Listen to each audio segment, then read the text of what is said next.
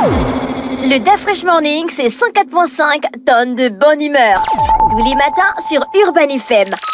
La meilleure radio de la capitale. La meilleure radio de la capitale. Sur les 104.5 qu'on a monsieur le secrétaire général du comité national olympique gabonais, monsieur Foula José Walter. Il est avec nous dans le studio pour parler de la journée olympique. Monsieur Foula, bonjour. Bonjour. Merci d'avoir accepté notre invitation. Alors, vous organisez la journée olympique le 1er juillet 2023 à la Baie des Rois. Oui. C'est quoi la journée olympique? Là, vous parlez de tout ce qu'on fait aux Jeux olympiques. Non, la journée olympique, c'est une journée commémorative qui permet de transmettre les valeurs qui sont propres au sport, les valeurs de respect, de partage, d'amitié, d'excellence. Et je crois qu'une fois par an, normalement c'est chaque 23 juin, mais pour des raisons de calendrier et comme cette année nous sommes en partenariat avec l'ambassade de France, qui, vous êtes sans ignorer, pays qui va accueillir les prochains Jeux olympiques, oui, tout à fait. Donc nous avons décidé de commun accord à organiser cette journée le 1er juillet. Donc ça va se passer concrètement comment? Concrètement, nous avons... Des conférences, de non, presse? c'est plus à travers des disciplines que nous allons mettre en branle le triptyque qui consiste à bouger, apprendre et découvrir. Oui, mais là, tout au long de l'année, on ne voit vraiment pas concrètement les activités du comité national olympique. Mais quand c'est les Jeux olympiques, tout le comité voyage.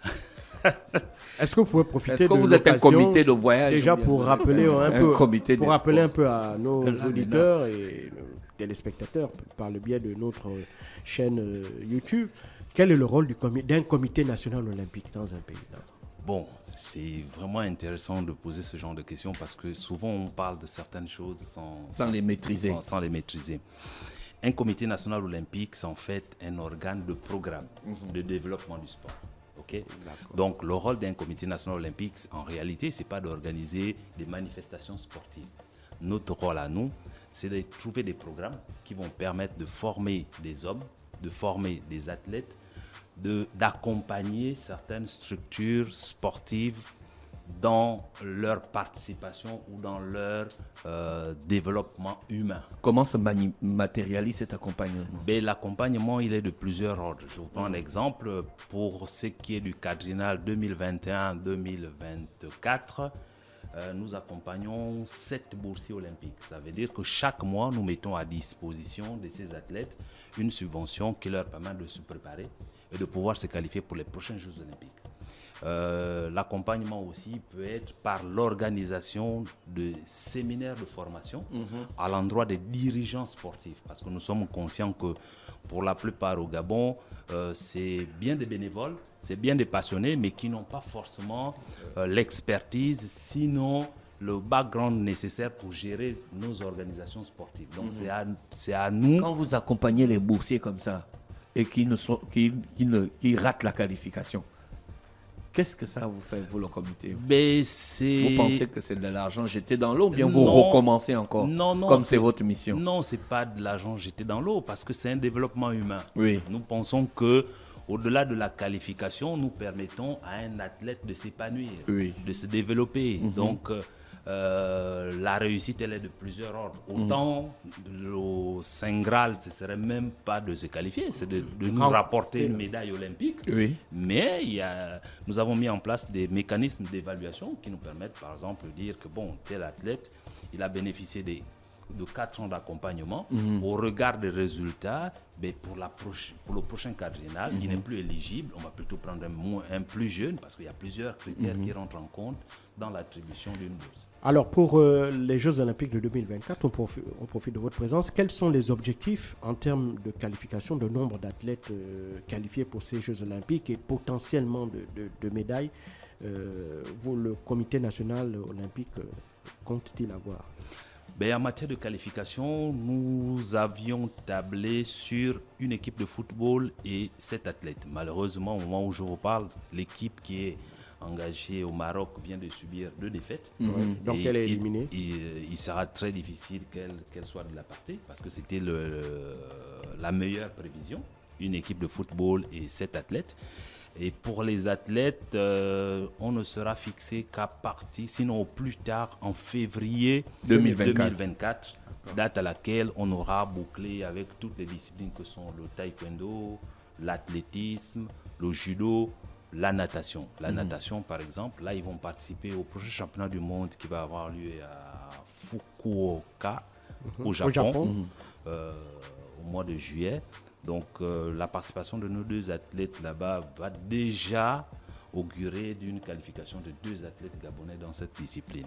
Et après, on va attendre la moisson dans les autres disciplines. Depuis que vous êtes au secrétaire général du Comité national olympique gabonais, vous avez essayé de faire un bilan sportif, les avancées. Bien sûr, Pourquoi vous ne nous publiez jamais les statistiques? Bon, depuis qu'on est là, voici combien d'efforts, combien de financements, combien de médailles. Un bilan moral. Un bilan moral, matériel, tout. Hein. Mais d'après, il suffit de nous inviter. On ne doit pas toujours vous inviter. Vous devez mettre à disposition ces éléments pour que nous, on puisse mieux traiter les informations. À travers un site même. Parce que là, on va arriver aux Jeux Olympiques en 2024. Nous, la presse nationale, on n'aura aucun élément. Non, moi je pense que c'est l'approche. Nous, on est obligé de suivre les athlètes de manière individuelle parce qu'on les suit sur les réseaux sociaux. Oui. Par exemple, Anthony Obam sur Instagram, Urgence Mwega sur Instagram. On est obligé de les suivre comme ça, mais on n'a pas les données concrètes pour analyser les informations sportives et les livrer à la population. Mais je pense que c'est la mauvaise approche. Et il ne faut pas réinventer la roue. Ce qui se fait chez les autres devrait se faire aussi au Gabon. Chez les autres, ce n'est pas le Comité national olympique qui court derrière la presse. C'est la presse qui organise ou des plateaux ou des éléments de façon à publier au maximum. Okay? Nous, on est prompt à répondre parce que cet exercice, nous le faisons déjà devant tous les membres au moins une fois dans l'année. Nous mettons en place un plan quadriennal, une planification qui nous permet de dire que pour la prochaine année, là, on s'approche de Paris 2024, ça va être la fin d'un quadriennal. Et on est déjà dans la planification entre 2025 et 2028. On sait plus ou moins quels sont les programmes qu'on va mettre à disposition. Pour nous aussi, c'est l'occasion de faire un bilan en disant, bon, on avait prévu accompagner tant de fédérations.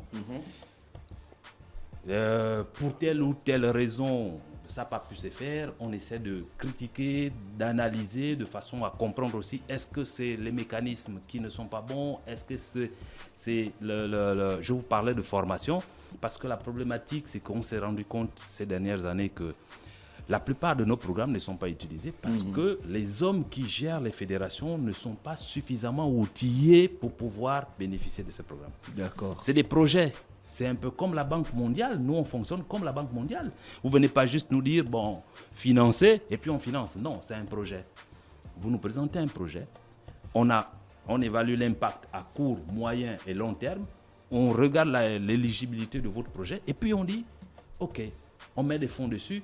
Mais qui sont des fonds qui n'appartiennent pas au Comité national olympique? C'est des fonds qui appartiennent à tout le mouvement international olympique. Donc, il faut qu'on soit dans les mêmes standards que les États-Unis, que le Canada, pour que nous, quand un boursier gabonais est boursier, il est boursier au même titre que l'athlète américain. Il est boursier au même titre que l'athlète canadien. Donc, il n'y a pas de standard où on va dire que, bon, comme c'est Gabon, voilà les critères, et comme c'est les États-Unis, non, ce sont les mêmes critères. La journée va commencer à quelle heure demain?